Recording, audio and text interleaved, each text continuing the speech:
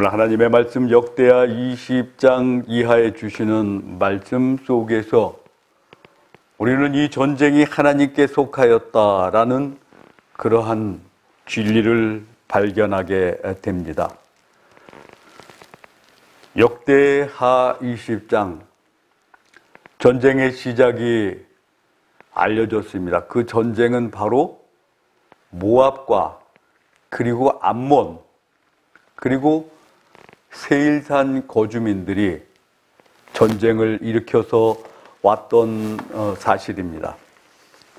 마온 사람들과 더불어서 이제 유다 여호사밧을 공격을 하게 되는데 마온 사람들이 더러는 70인역에는 미디안 군대다라고 그렇게 말씀을 하기도 합니다. 사사기 2장에는 그렇게 밝혀주셨습니다.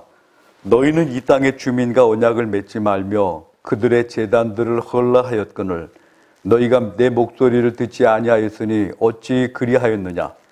그러므로 내가 또 말하기를 내가 그들을 너희 앞에서 쫓아내지 아니하리니 그들이 너희 옆구리에 가시가 될 것이며 그들의 신들이 너희에게 올무가 되리라 말씀을 하셨습니다. 쫓아내지 못했기 때문에 그 가나안 거민들이 너희 옆구리에 가시가 될 것이며 그의 신들이 너희에게 올무가 되리라 그렇게 말씀을 하셨습니다. 신명기 2장에 보면은 하나님께서 이들에 대해서 밝혀주셨습니다. 어떤 것이냐 하면은 모압과 암몬과 그리고 세일산에 거주하는 에돔족들, 에스의 후손입니다. 그들에 대해서 싸우지 말라고 그렇게 말씀을 합니다. 5절에는 그들과 다투지 말라. 그들의 땅은 한 발자국도 너희에게 주지 아니하리니 이는 내가 세일산을 에스에게 기업으로 주었습니다. 9절에 다시 가르쳐 줍니다. 여호와께서 내게 이르시되 모압을 괴롭히지 말라. 그와 싸우지도 말라. 그 땅을 내가 기업으로 주지 아니하리니 이는 내가 롯 자손에게 아르를 기업으로 주었습니다. 19절에 다시 밝혀줍니다. 암몬 족속에게 가까이 이르거든 그들을 괴롭히지 말라. 그들과 다투지도 말라. 암몬 족속의 땅은 내가 네게 기업으로 주지 아니하리니 이는 내가 그것을 롯 자손에게 기업으로 주었음이라 말씀을 합니다. 한마디로 친족과 싸우지 말라라고 말씀을 하셨던 겁니다. 에서는 에돔족 세일산에 거하는 자들은 에스의 후손입니다. 그리고 모압과 암몬 그들은 다 롯의 후손입니다. 그렇기 때문에 하나님께서는 신명기에 밝혀주시기를 이들과 다투지 말고 이들의 땅을 밟지도 말라 그렇게 말씀을 하셨던 겁니다. 사사기에서는 가나안 땅 거민들에 대해서 하나님께서 말씀하시기를 그들을 남겨두지 말아라. 그리고 만약에 그들이 거기에 쫓아내지 못하면 그들이 바로 너희에게 올무가 되리라. 옆구리에 가시가 될 것이다. 그렇게 말씀을 하셨는데 오히려 모압, 암몬, 에서족에 대해서는 하나님께서 그들의 땅을 밟지도 말고 그들과 다투지도 말아라 라고 말씀을 하셨습니다. 왜냐하면 그들은 아브라함의 조카되는 롯의 후손인 동시에 그리고 야곱의 형되는 에스의 후손이기 때문에 그래서 친족들과 다투지 말아라 라고 말씀을 하셨던 겁니다. 근데 남겨두었던 그 모압과 암몬과 그리고 세일산에 거주하는 그 에돔족들이 이제 유다를 공격을 하고 또 여호사밧을 향해서 공격의 창을 들었던 겁니다.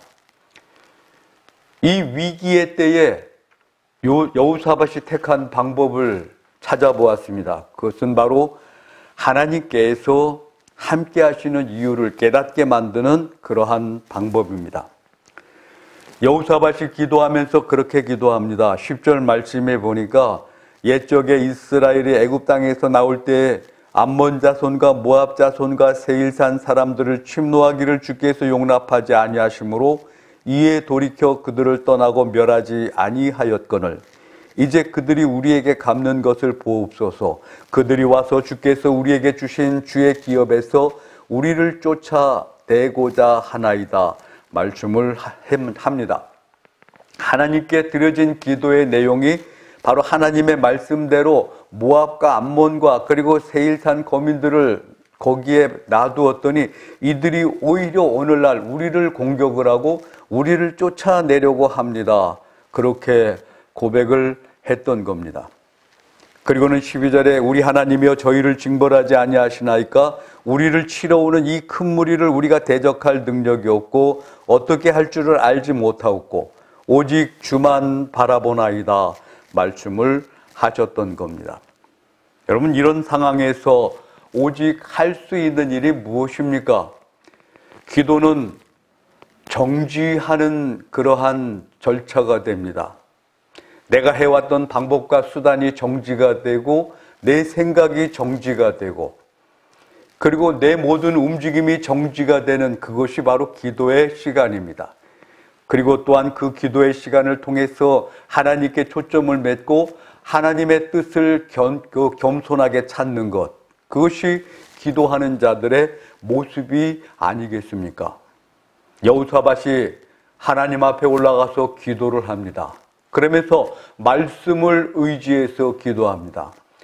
하나님께서 이 세 부족에 대해서 모압과 암몬과 그리고 에돔족에 대해서 하나님 치지 말고 남겨두라고 했는데 오히려 이들이 지금 남겨두었던 이들이 이렇게 우리를 공격을 하고 우리를 이 땅에서 쫓아내려고 합니다 라고 고백을 했던 겁니다. 말씀을 의지해서 기도를 했던 겁니다. 유다의 군사력도 상당했습니다. 그리고 유다의 그 대적할 능력에 대해서 이미 준비가 되어 있는 바지만 그럼에도 불구하고 그들의 숫자가 너무 많기 때문에 그래서 세 부족이 연합을 했고 거기에다가 40사람까지 합해져 있기 때문에 그 숫자가 상당히 많았던 겁니다.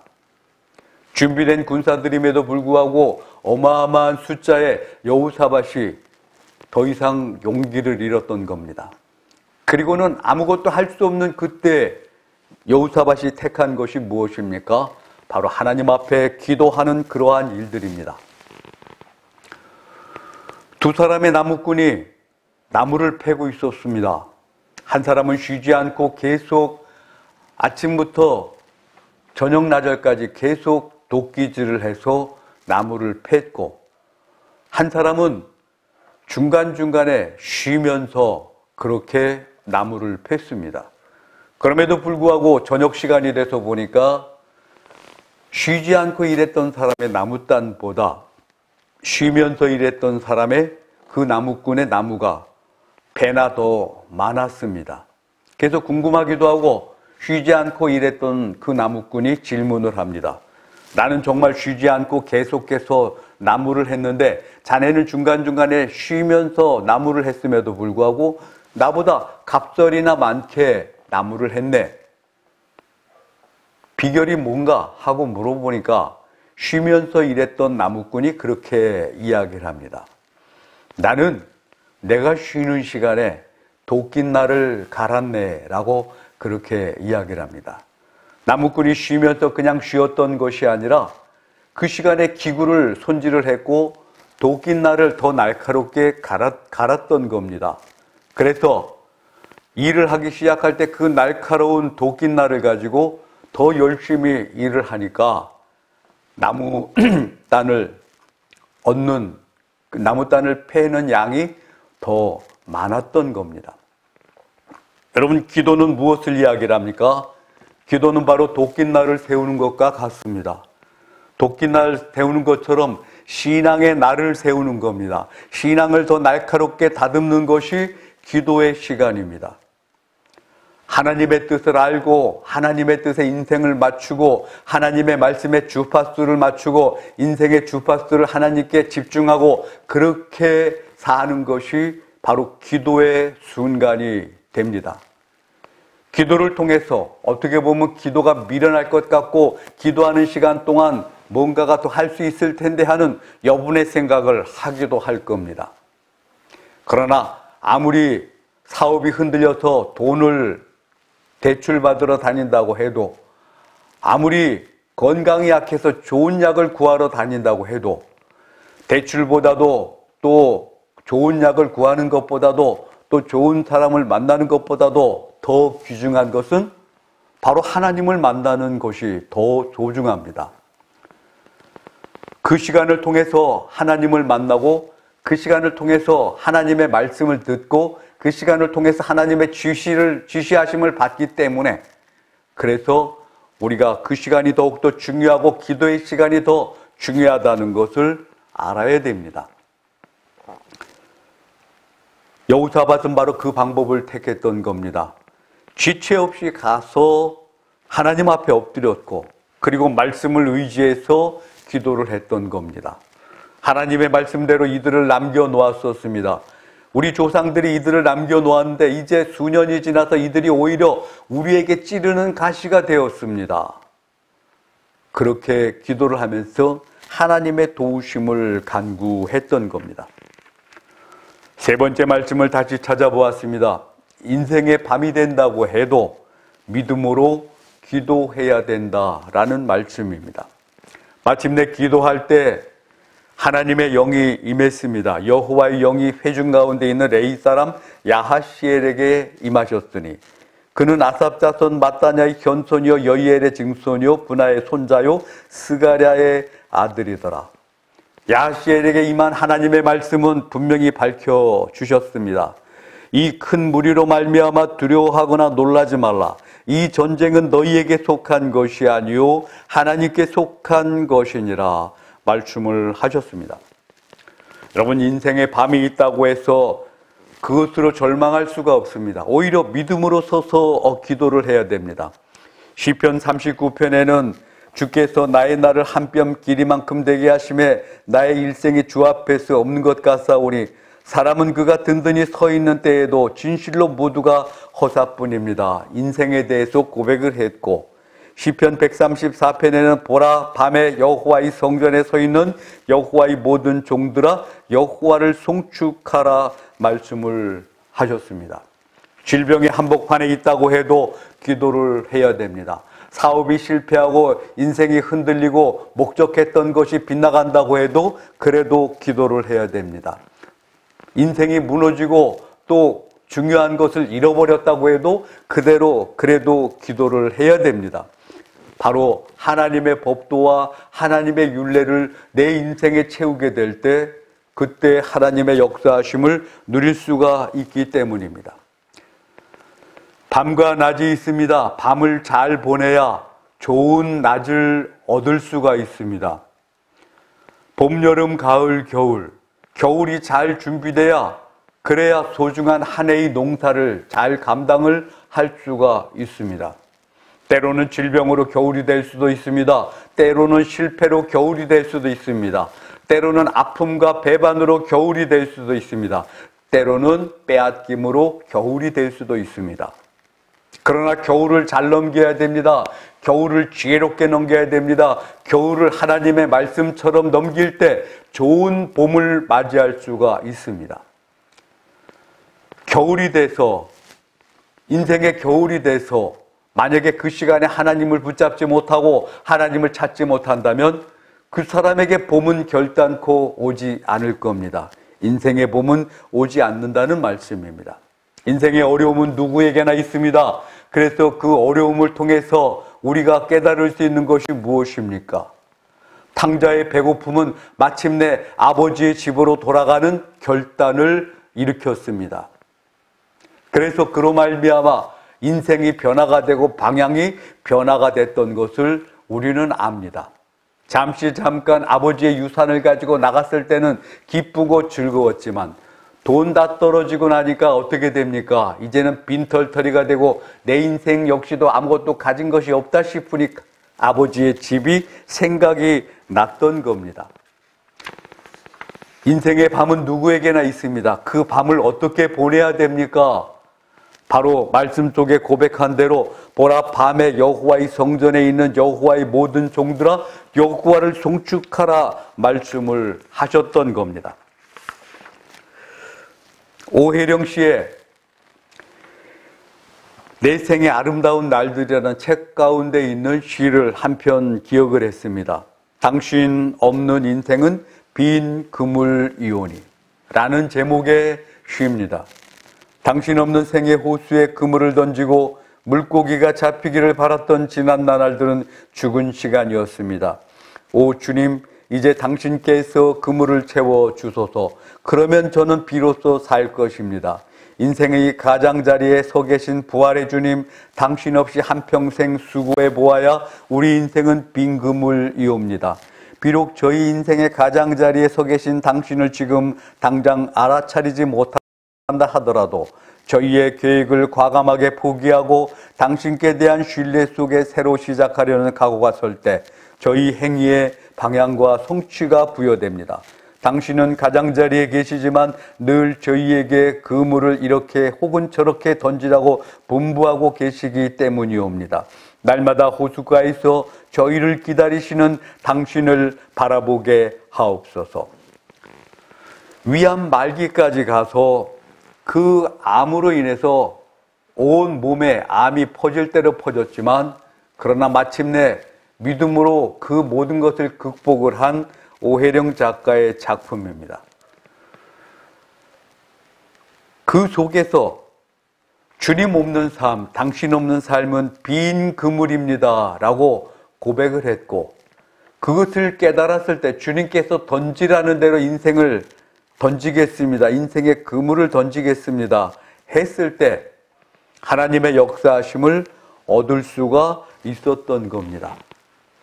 다시 한번 밝혀주십니다. 여호와의 손이 짧아 구원하지 못하심도 아니요 귀가 둔하여 듣지 못하심도 아니라 오직 너희 죄악이 너희와 너희 하나님 사이를 갈라놓았고 너희 죄가 그의 얼굴을 가리어서 너희에게서 듣지 않으시게 함이니라. 이사야서에 고백된 말씀입니다. 이사야 55장에 고백된 말씀처럼 우리가 하나님 앞에 나아가지 못하는 원인들을 제거해야 됩니다. 내가 죄를 가지고는 하나님 앞에 나아갈 수가 없습니다. 죄가 결단코 가로막고 하나님께로 나가는 그 길에 대해서 방해를 하기 때문입니다. 때로는 양심을 흔들 겁니다. 때로는 옛 기억에 대해서 아픔과 고통을 일깨워 줄 겁니다. 그래서 인생을 흔들고 앞으로 나가는 자신의 모습을 말릴 겁니다. 그렇기 때문에 죄를 가지고는 하나님 앞으로 나갈 수가 없습니다. 죄가 회개가 돼야 된다는 말씀입니다. 죄는 어떻게 됩니까? 죄는 응달을 형성을 합니다. 음지를 형성을 합니다. 하늘에 떠 있는 태양이 빛을 줄지라도 그 빛이 모든 곳에 다 일정하게 내릴지라도 내가 음지에 있으면은 그 태양빛을 받을 수가 없습니다. 왜냐하면 그 음지에서 그 그늘 속에서 그 그림자 속에서 하나님의 빛을 받을 수가 없기 때문에 그렇습니다. 그 그늘에서 벗어나야 됩니다. 죄의 그늘에서 벗어나야 됩니다. 죄의 산에서 벗어나야 됩니다. 그래야 하나님 앞에 나아갈 수 있는 방법이 생기게 됩니다.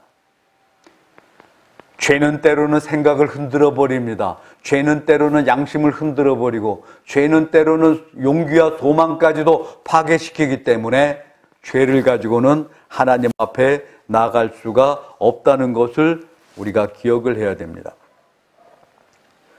그 노래와 찬송이 시작될 때 여호와께서 복병을 두어 유다를 치러 온 암몬 자손과 모압과 세일산 사람을 치게 하심으로 저희가 패하였으니 곧 암몬과 모압 자손이 일어나 세일산 거민을 쳐서 진멸하고 세일 거민을 멸한 후에는 저희가 피차에 살육하였더라라고 말씀을 합니다. 무슨 말씀입니까? 이들이 아침 일찍이 나갔습니다. 나가서 모압과 암몬과 그리고 세일산 자손들이 있는 것을 보았습니다. 근데 하나님께서 함께 하시니까 어떻게 됩니까? 하나님께서 함께 하시니까 모압과 암몬족이 이제 세일산 에돔족을 멸하고 그리고 멸하고 나더니 이제는 자기들끼리 모압 족과 암몬 족끼리 또 싸움이 붙어서 그래서 자기들끼리 스스로 살육을 하는 가운데 이제 저들의 모습이 다 진멸되게 됩니다. 무기가 무엇입니까? 저들이 얻어진 무기가 무엇입니까?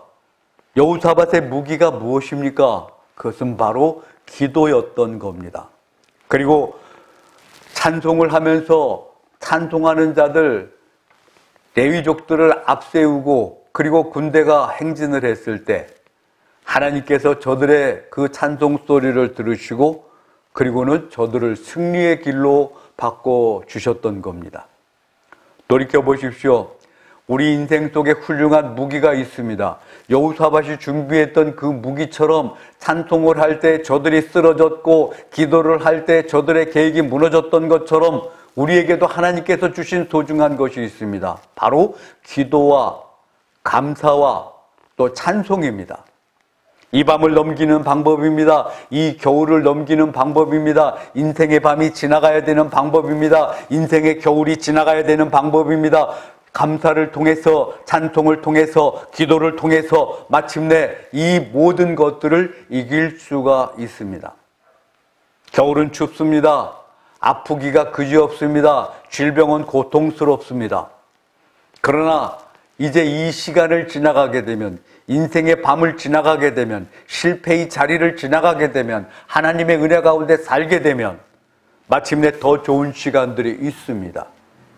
이 시간을 지나가는 방법이 무엇입니까? 바로 기도와 찬송과 감사하는 마음입니다.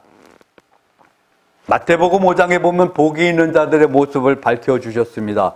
심령이 가난한 자, 애통하는 자, 온유한 자, 의에 줄이고 목마른 자, 긍휼히 여기는 자, 마음이 청결한 자, 복이 있다라고 말씀을 합니다. 화평하게 하는 자가 복이 있다고 말씀을 합니다.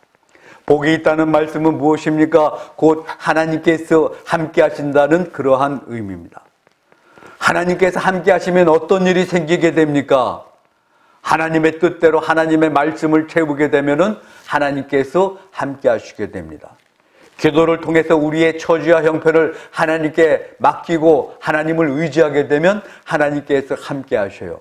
하나님께서 함께 하시는 자가 복이 있습니다. 하나님께서 함께 하시는 자가 전쟁에도 승리를 할 수가 있습니다. 하나님께서 함께 하시는 자가 어려움 가운데서도 일어날 수가 있습니다.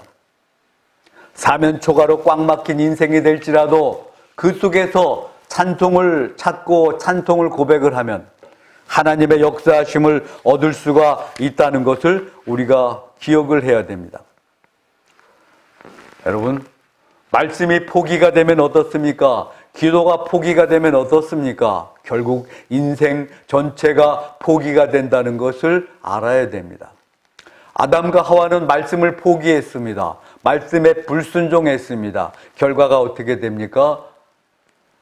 결국은 하나님의 그 품 안에서 에덴 동산에서 쫓겨남을 당하게 됩니다. 땅은 저주를 받아 엉겅퀴와 가시를 내게 되었고 저들은 이마에 땀을 흘려야 됐고 저들은 해산하는 수고를 겪어야만 됐습니다. 이것이 바로 하나님을 떠난 자들의 결과가 아니겠습니까? 여러분, 한 걸음 더 멈춰서 생각을 해볼 수도 있습니다. 인생의 밤이라면 멈출 수 있는 소중한 기회입니다. 인생의 겨울이라면 더욱더 멈출 수 있는 좋은 기회가 됩니다. 멈춰서 이제는 내 소리를 그치고 내 생각을 그치고 하나님의 뜻을 구해야 됩니다. 기도는 내 행동을 멈추고 주님의 명령을 듣는 겁니다. 추울 때는 떨고 그리고 슬플 때는 울어도 상관없습니다.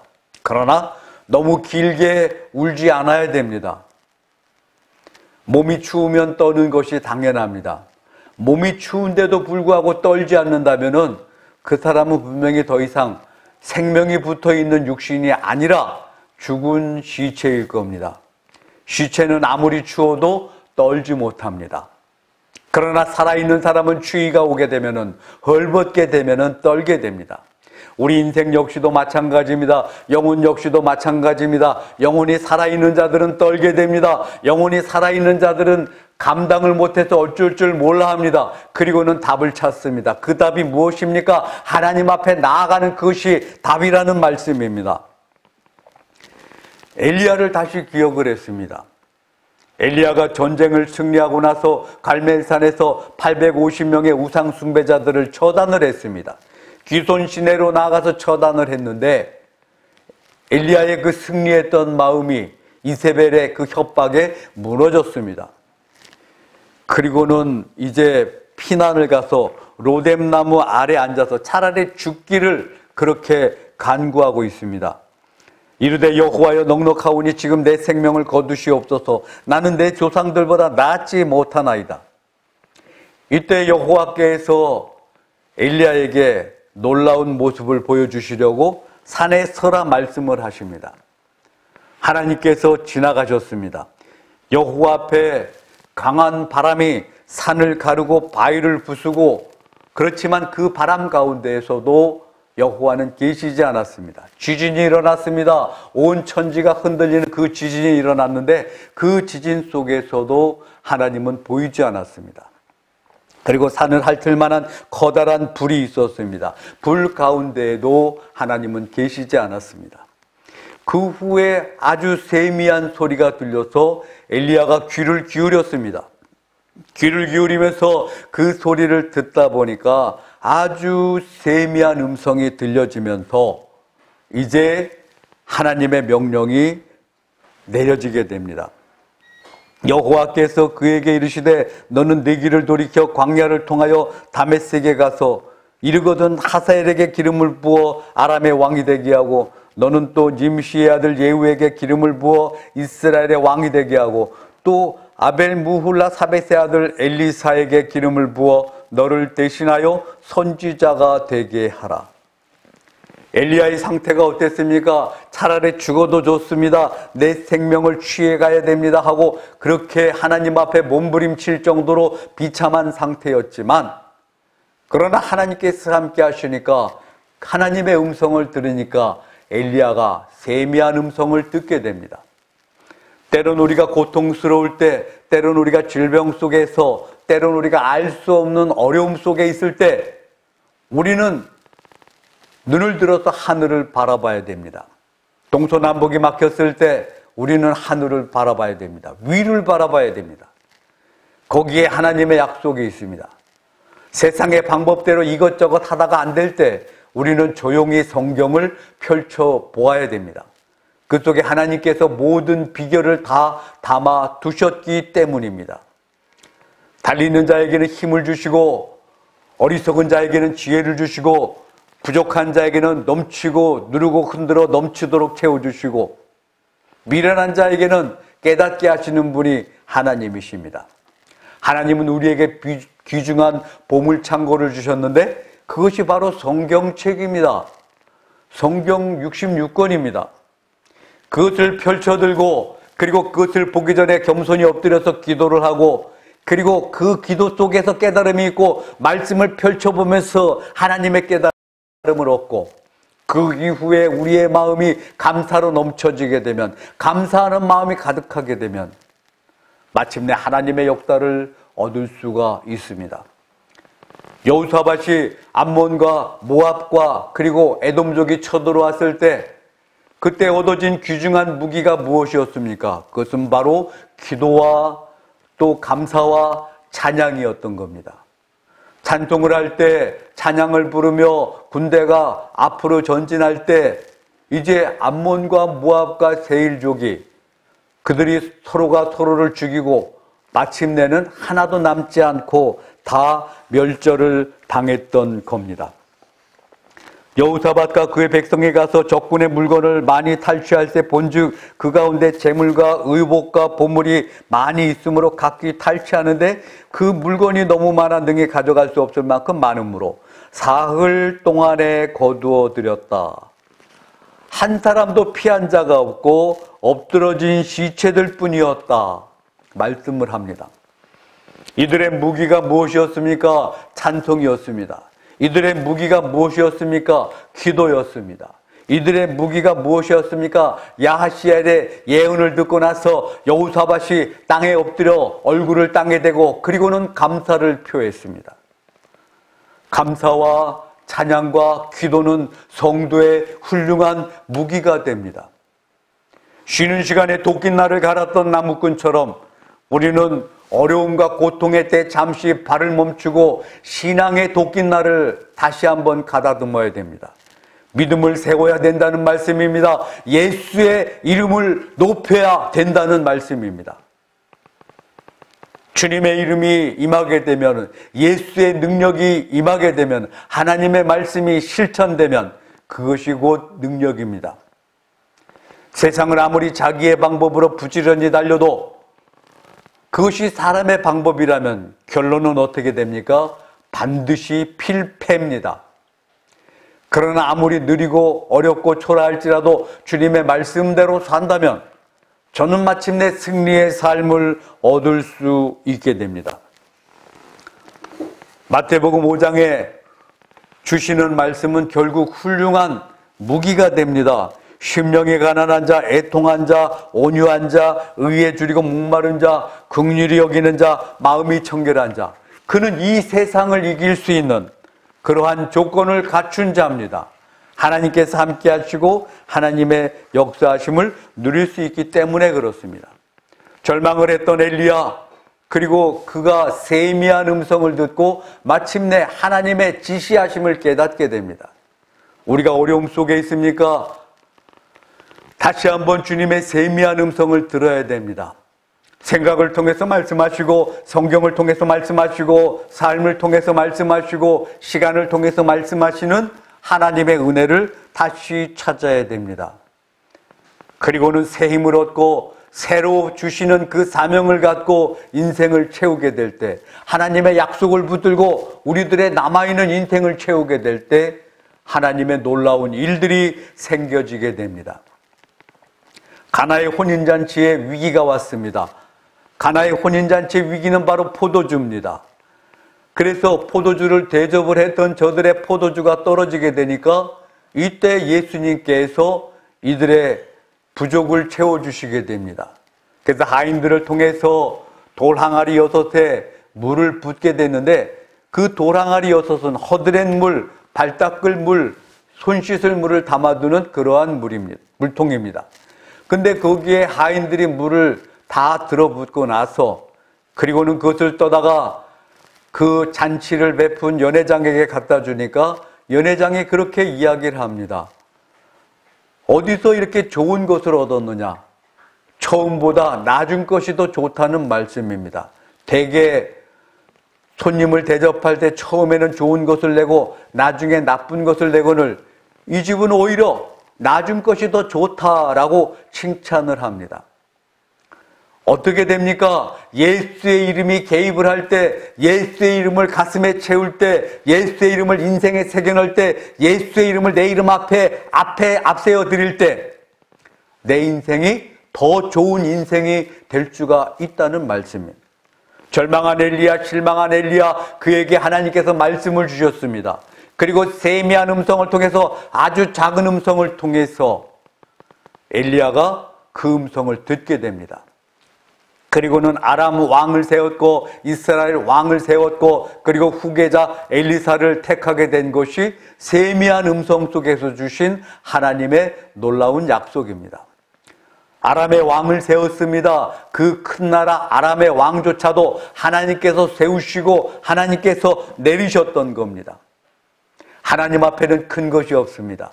하나님 앞에는 앞선 것이 없습니다. 하나님 앞에는 하나님의 능력 외에는 어떠한 것도 하나님보다 나을 것이 없습니다. 우리의 삶 속에 예수의 이름을 채우시길 바랍니다. 우리의 삶 속에 그리스도 예수의 이름을 충만히 채우시길 바랍니다. 그것이 바로 이 밤을 지날 수 있는 방법이고 이 전쟁이 여호와께 속해 있는 것을 알게 되는 비결이 됩니다. 감당하는 저와 여러분의 삶이 되어지길 바랍니다. 화평방송 구독, 좋아요 부탁드립니다. 감사합니다.